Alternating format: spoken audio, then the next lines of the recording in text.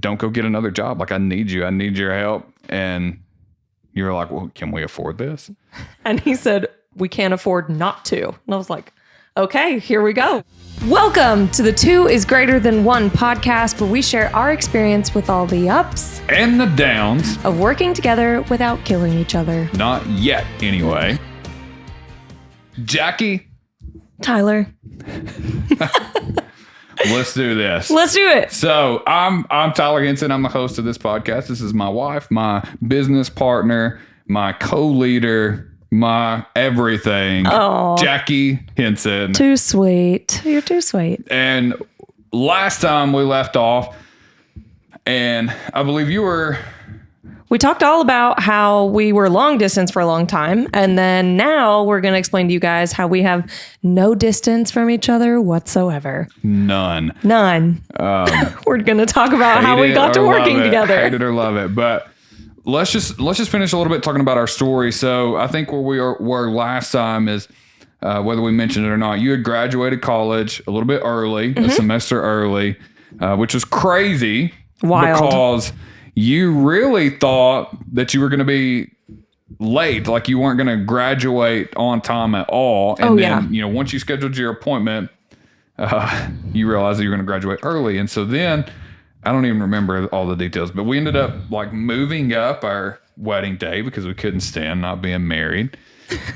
And you had packed up all your stuff.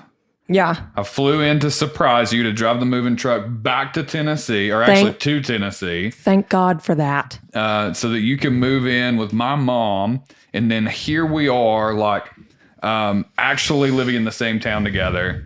And I was very nervous about the adjustment that was going to be made because, you were coming from, Plano, where you were, basically raised your whole life and literally had everything that you could imagine just right there. It's, for those of you that are familiar with like Tennessee, it's like more like Franklin. And then, went to college at College Station, which I guess is, I don't know, kind of like Murfreesboro. I hate to say that, but it's, on the same par. And now we're like in small town Lawrenceburg, like where you're moving. Like, this is where your new life is going to be. You don't have a job. Like, talk about that a little bit. How was it transitioning? Like, what were your expectations like going into the move? And how did you have trouble adjusting? So I don't think I had a ton of trouble adjusting because when I was in high school, I was able to come here and visit. So I was pretty used to the town. I knew it was a small town, but I think I was thinking it was much smaller than it is, but I was mostly excited to just spend some more time with you, honestly. So I wasn't really concerned about the town or the move. Like, I was just excited to be here and like start our lives. So that was mostly what I was focused on, which I guess kind of made it a pretty easy adjustment. But like, what about after like you kind of got settled in? Like after, I don't know, I mean, not necessarily settled in because, it was definitely a temporary living situation, but like, what about like after that whole new and excitement wore off, like, and it was just normal days would go by. Like, when did it ever hit you? Like, this is my town now. This is where I live. I'm no longer in Texas. I'm no longer in College Station or Plano or whatever. Like, this is my little tiny town now. Yeah. Well, there was some fear around that, honestly, because I started kind of losing touch with my college friends, and I realized that I didn't have a ton of friends in my new town yet. And so I was just making friends with my coworkers, but they were all in like wildly different stages of life than me. So it was a little scary, but I think it was an exercise in like how to be intentional. But unfortunately, I wasn't very intentional with my friends from back home. So I did lose a lot of them. But, I just tried to find some kind of community. And I think I found that in our church, really. I got to meet some new people. And, I don't think I made like a best friend immediately, but, it got easier from there. Yeah, definitely. And of course, we had each other, which was the most important part, and that was, really what it was all about in the first place. Yeah. Right? And plus you had a lot of friends, so I was able to meet their wives, and get to be friends with them. So that was nice too. That helped a lot. Yeah, that's true. So what about on the relationship side? Because that's something that we've talked a lot about, especially in the last episode, was just our relationship. It was such a unique thing that we were, everyone was so intrigued, with us being so long distance and it working. And here we were getting married. Like, how was that adjustment going from, just seeing each other on basically like vacation days and being able to just do whatever and spend a bunch of time together. And now we're just like day to day. Like, I've got to work, like you started a job and you were working, and we're only seeing each other in the afternoons. And then you go back to my mom's and then we'd see each other again on the weekends. It was a little nerve-wracking, honestly, because most of our time spent was like vacation time together, when you would take off work and come down to visit me, like you said. But when we were actually able to do the day-to-day, like it was kind of an adjustment, because it was like, now we had to do life together. It wasn't just dates and, hanging out all the time, watching movies. It was like, okay, we need to get down to the brass tacks. Like, I need to pay this rent payment. Like, can we run this errand? Like, can we go to the grocery store really quick? And it was learning all of the rhythm of like married life before we were married, if that makes any sense. I don't know what you mean. So like getting to do like everyday chores together, like we learned pretty quickly that like you hate going to the grocery store with me because I'm terrible at that chore and I will literally touch everything in the store. We didn't really do much of that though until after we were married. Well, actually, yeah, that's a good point. Because we still kept separate groceries and, things like that. It's not like we were always having dinner together. Well, that's very true. I didn't actually think about that. I think I'm getting ahead of myself. But I liked being able to see you after work, and I would come meet you when you would do your lunchtime workouts, which I actually liked. It was still kind of like mini dates all the time, which I enjoyed a lot.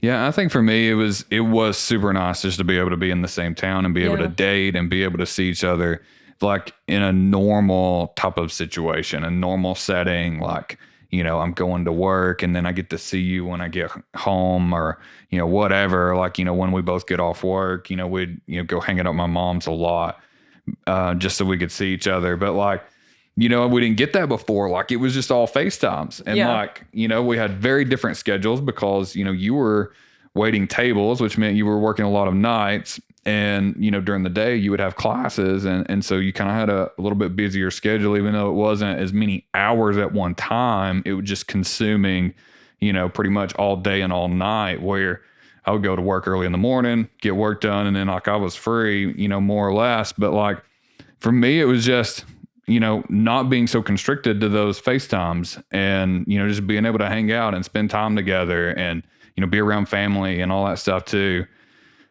But then we got married in Colombia, a very beautiful and modest wedding. I loved it. And of course we had tacos for all those of you. I mean, this has been since day one. Like, you guys just don't even realize. If you follow us on social media, everybody talks about like our love for tacos, but like we really don't go crazy on there, anything like that. Like, we just, we've decided to make Taco Tuesday a thing, something that we can enjoy and look forward to. And it all started, I guess a lot of it started when, I started doing, this like day planner thing, that came from like Donald Miller and, some business, type of stuff that he did. And so it was like, listing the things that I get to enjoy about the day. Mm-hmm.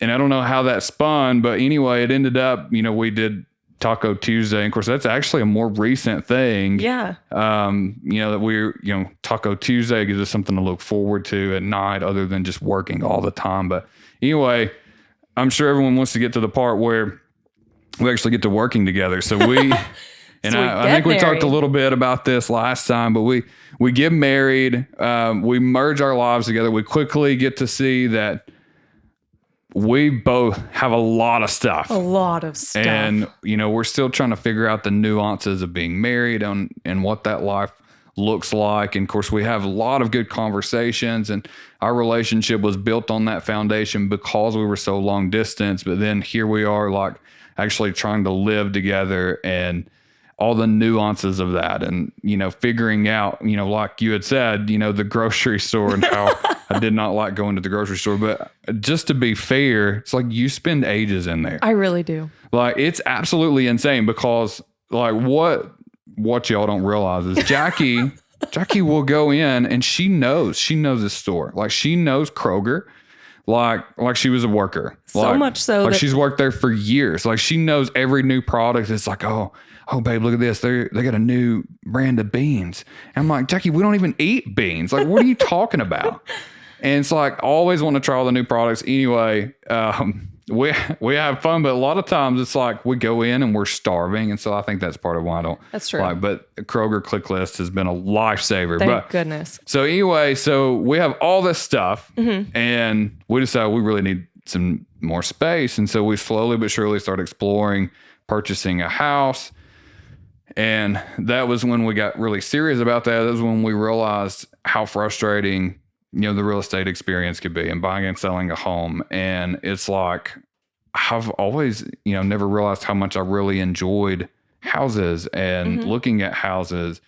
And you even caught me after the fact, like looking at houses all the time and staying on top of the market. And it was like, I don't know what to do with myself now, but like through experiencing how frustrating that experience could be, I realized like how I really wanted to be able to give people a better experience. I wanted to make it easier, more fun for people to buy and sell their homes. And, you were on board with that vision and really we had no intentions of working together at all. Like I asked you to bake cookies and this is the, just the whole origin story of the closing cookies and cookies are for closers. And one thing that I was doing is as I was starting my real estate business, I was looking for every possible pain point in the process so that I could relieve that, right? So that I could make it more fun and just enhance the experience for people, and I quickly came to realize that there was only like so much that I could do. There's certain things that were outside of the boundaries of what I was able to do as a real estate agent, but I was just trying to figure that out. And I thought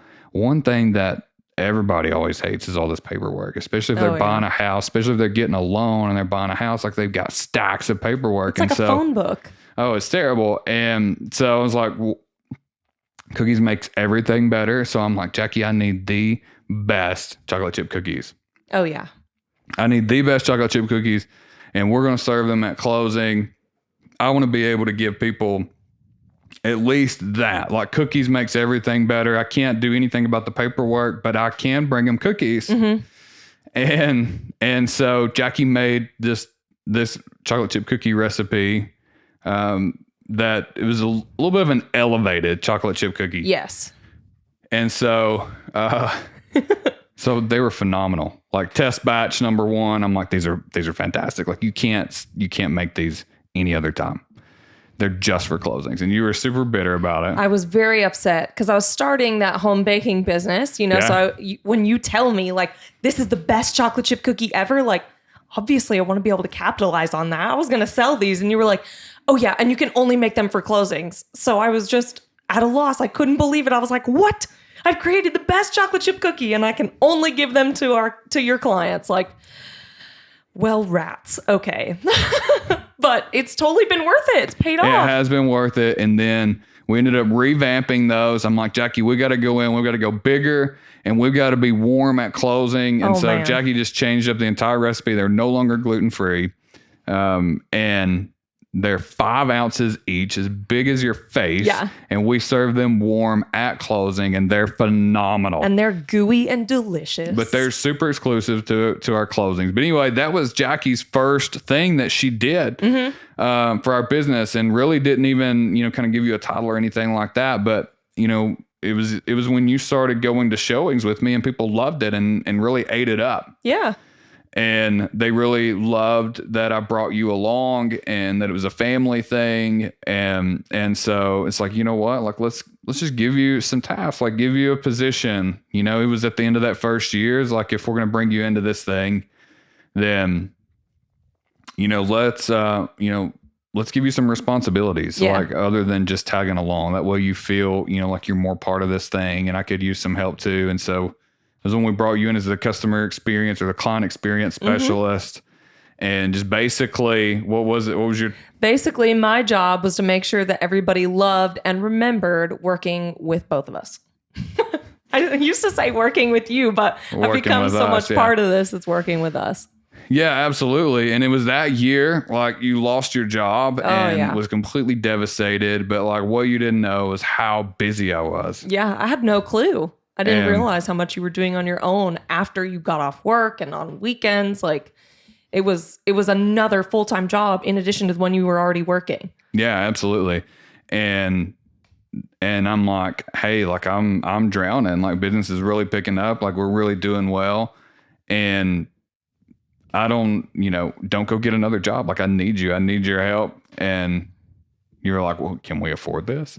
And he said, we can't afford not to. And I was like, okay, here we go. We're doing this. It's happening. Which I honestly didn't know that we couldn't afford not to. I just felt that, like, I'm like, I don't know if we can afford this or not, but like, we're going to have to give it a shot because like, I'm super busy right now. And it was then, I guess, bringing you on, that it wasn't too long after that it was like, how deep into the business you were. It's like, gosh, that was not ever our plan. And it was not ever like our goal, but like, maybe we can work together. Yeah. Maybe we can do this together. And, definitely something that we both grew really, really passionate about that we didn't even realize like we came in strong with a mission, but like honestly didn't know how truly passionate we would be about it. Mm-hmm. And it's like, you know what, like, let's go for it. Let's do it. Like, it was totally an exercise in faith. Like, because, if you've ever went into any kind of business venture with your spouse, like, like, this is our only income and it's commission only.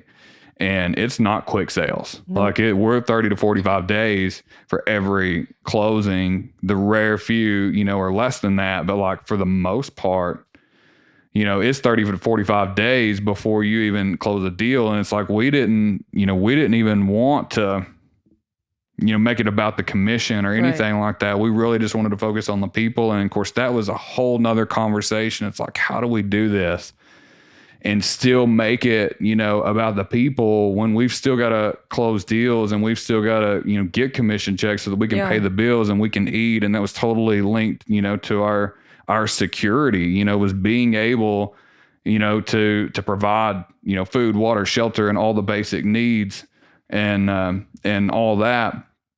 But, it's like we trusted God and we prayed about timing. And eventually the time came where we felt like where I needed to leave my job, something that was very difficult for me to do because everyone was like family.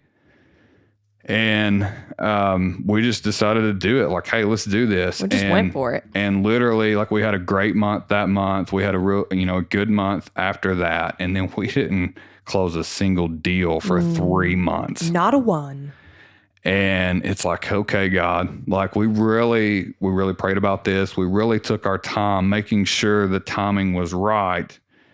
And here we are.